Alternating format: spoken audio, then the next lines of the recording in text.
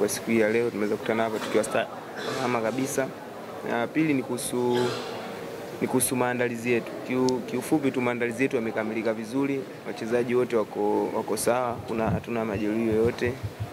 Na kile ambacho ameweza kukisema mwalimu kwa asilimia kubwa kimeweza kukamilika.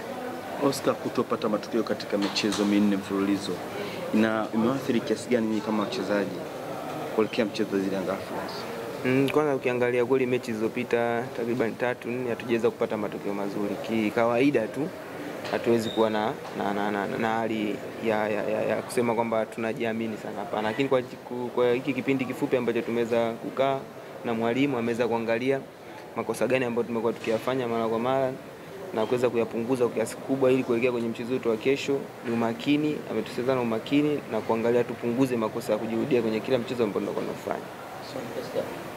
Kuna urahisi wa kupata matokeo mbele ya hakuna urahisi kwenye mechi yoyote.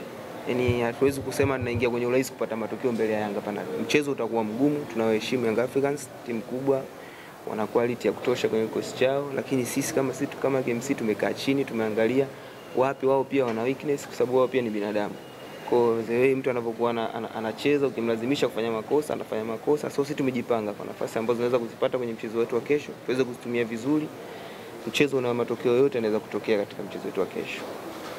Oscar, ukiwa kama mchezaji unacheza nafasi ya ushambuliaji, michezo 5 umefunga goli moja pekee. Ni katika idara ya ushambuliaji, ukiwa kama mchezaji mmoja wapo, inaathiri vipi ama inawapa morali kiasi gani kuelekea mchezo wa kesho dhidi ya Yanga Africans?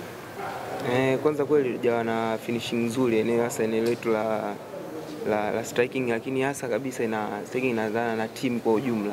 Kwa sisi kama wachezaji tumekaa chini na tumeweza kuambizana nini cha kufanya kwenye kila nafasi ambayo unaipata. Wewe unapata nafasi kwenye mechi, kwa kufunga ndio mechi inakuwa rahisi.